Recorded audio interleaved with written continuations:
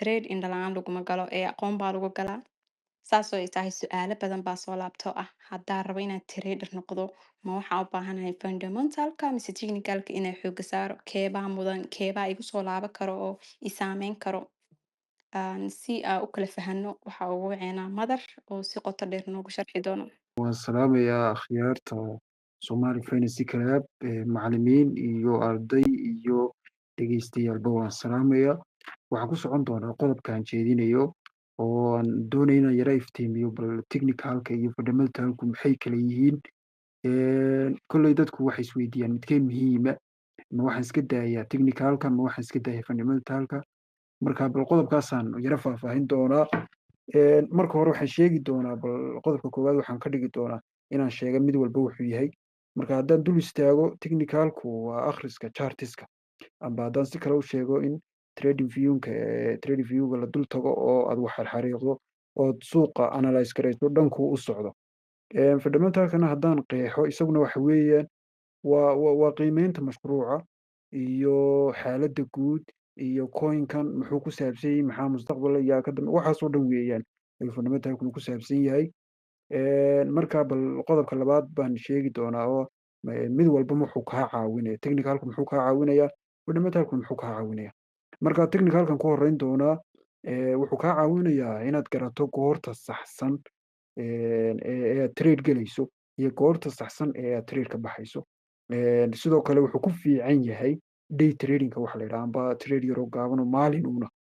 Sidoo kale short term tradeska midka la dhaho ayuu ku fiican yahay oo trade muddo yaroo gaaban soconayo uma baahnin fundamental waxa aad kuu caawin doona technicalka inaad isticmaasho. Bal fundamentalku muxuu ku fiican yahay isaga haddaan isweydiino amba muxuu kaa caawinayaa. Wuxuu kaa caawinayaa inaad ogaato shaqada mashruucan ka dambeysa coinkan aad gelayso iska galun maaha mashruuca iyo hawsha ka dambeysa iyo dhanka loo wado inaad ogaato ayuu fundamentalku kaa caawinayaa. Sidoo kale wuxuu kaa caawinayaa tiimka ka dambeeya ma rag iska biyo caadiya ka dambeeya mise rag waaweyn oo dee lagu tashan karo oo lagu kalsoonaan karo ayaa ka dambeeya oo lacagtaadana aad ku aamini karto ayaa ka dambeeya. Marka fundamentalka kaa caawinaya waxyaabahaas oo dhan ogaato. Sidoo kale wuxuu kaa caawinayaa newsyada iyo riskiyada soo socda inaad ogaato ma khatar baa jirta ma meel wanaagsan baa loo socdaa suuqu hadda halkuu joogaa waxyaabahaas oo dhan buu fundamentalku kaa caawinayaa.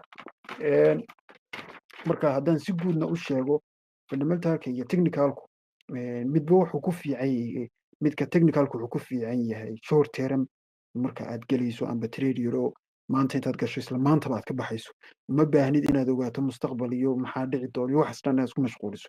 Laakiin waa inaad technicalka si fiican aad u taqaano haddaad gelaysaa hadda ka baxayso waa qadaysay markaaba. Markaad fundamentalka wuxuu kaa caawinayaa isaguna long termka tradeka la dhaho trade aad u baahan tahay dhowr sano inaad hayso waa inaad fundamentalka aad ka dhisan tahay amba aqoon fiican aad u leedahay.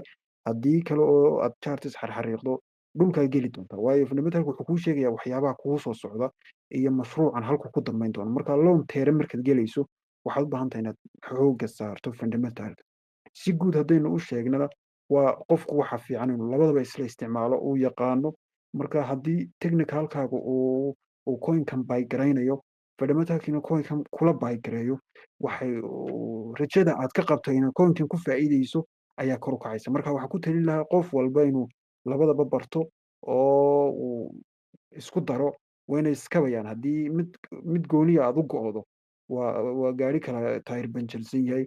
Marka si gaarigaagu afar taayirba kuugu buuxaan waa in labadaba aad isku darto ood wada barato. Markaad coin galaysana aad ka wada shaqaysiiso ood wada isticmaasho. Marka waa soo koobi doonaa aad baad u mahadsantihin. Waxaan rajeynaya wuxuun ka fahantay wixii kalena si guud waxaad uga fahmi doontaan amba aad uga heleysaan Somali Finance Club. Markaa soo dhawaada waa ka baxaya. Assalaamu calaykum.